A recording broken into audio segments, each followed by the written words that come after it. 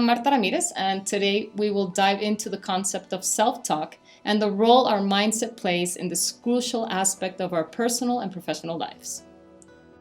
Did you know that in the 1990s, a study conducted by a man named Rodney Korb determined that the rate of our inner speech is 4,000 words per minute? Think about that for a moment. How many words do you utter in 1 minute within an average conversation? Definitely not 4,000 words. What this tells us is that a lot goes on in our mind and at a very fast pace. But what do we mean by inner speech or self-talk? According to Neck and Mans, self-talk is what we covertly tell ourselves. Ethan Kross describes it as the voice in our head and as our verbal stream of thoughts.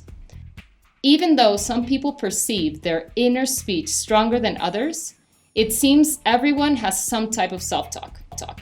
Thus, this is a basic feature of our mind that affects the decisions, attitudes, feelings, and actions that we take. Dr. Helmstetter, founder of Self-Talk Institute, states that we become what we think about the most. In his words, we become the living result of our thoughts. This includes what we tell ourselves about who we are, what we are worth, our capabilities, our values, our successes, or our failures.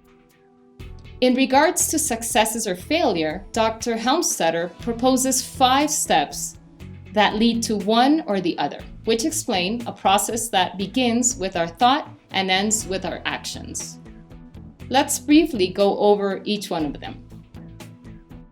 The first step is programming, which refers to how we construct our system of beliefs based on our surroundings from the day we were born. The second step, belief, encompasses what we believe about anything. The third step is attitude, which involves the perspectives from which we view life. Then feelings appear in the fourth step. Our feelings are the filter of the actions that we take. In other words, what we feel directly affects how we act. How we act is the essence of the fifth step, behavior. To illustrate, imagine that you have been programmed to have positive thoughts about yourself and about your capabilities. So you have constructed positive beliefs about yourself, which have led to a positive attitude towards life, which reflect pleasant feelings towards the things you do and the way you act in different contexts.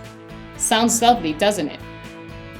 Well, the truth is that it is not that clear-cut, because we are all raised in unique circumstances that have made us who we are today. However, it is clear that our self-talk shapes our beliefs of who we are. The key is in how that inner voice expresses itself. Do we have an inner coach or an inner critic? Ethan Kross, the author of the book Chatter, explores the effects of negative self-talk, which tend to appear in times of turmoil and stress, and when we are faced with difficult circumstances that generate unpleasant emotions. That negative self-talk is what Kross calls chatter. We all experience chatter in different ways. Let's see some examples. Sometimes our mental chatter is like a rambling soliloquy. You know, those long-winded speeches we give ourselves. For example, you might find yourself thinking, I need to finish that project, but first I should clean the house. Oh, and I need to call Sarah, and don't forget about the groceries. It's like a never-ending to-do list running through your mind. Other times, it's a dialogue we have with ourselves. Picture this. You're deciding whether to go out with friends or stay in. One part of you says, you should go, it'll be fun. Well, the other part says, but you're so tired, just stay home. It's like having an internal debate. Then there's rumination. That's when we compulsively rehash past events. Maybe you keep replaying a conversation in your head, thinking, why did I say that? I should have said something else. It's like being stuck in a loop of what ifs and should haves. On the flip side, we have worry, which is imagining future events with anxiety. For instance, you might think, what if I fail my exam tomorrow? What if I forgot everything I studied?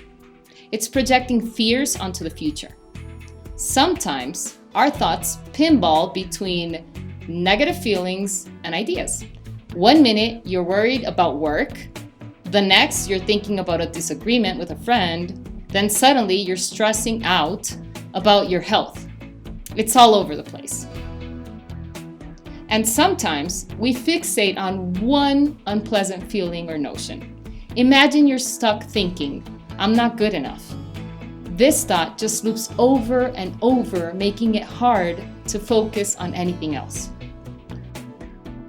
However it shows up, when our inner voice runs wild, it can really torment and paralyze us. It can even lead to self-sabotage. But how can we manage this chatter? How can we shift from our inner critic to our inner coach? Recognizing these patterns is the first step in managing them, and this is where our mindset plays a crucial role. Instead of letting negative chatter dictate our actions, we can challenge those thoughts and learn to reframe them from a growth mindset perspective. One way you can work on that inner coach is by being mindful of your self-talk. When you notice negative thoughts creeping in, pause and ask yourself if they are helping or hindering you. Ask yourself if what they are saying about you is actually true. In other words, treat your thoughts as theories and not as absolute truths about yourself. For instance, when faced with a challenging task, if you catch yourself thinking, I can't do this, question that thought and its connection to the belief that you have about yourself. Try telling yourself, this is tough, but I can learn and improve. This shift occurs when we have recognized our fixed mindset triggers from which our chatter can provide valuable insight. This will not only reduce the paralyzing effect of negative self-talk, but it will also empower us to take proactive steps towards our goals. By understanding the impact of self-talk and adopting a growth mindset, we can turn our inner dialogue into a powerful tool for personal growth and success. Remember, we all have chatter, and we learn to turn down the volume. You have the power to shape your thoughts and ultimately your life. So let's work on becoming the best inner coaches we can be. Thank you for watching.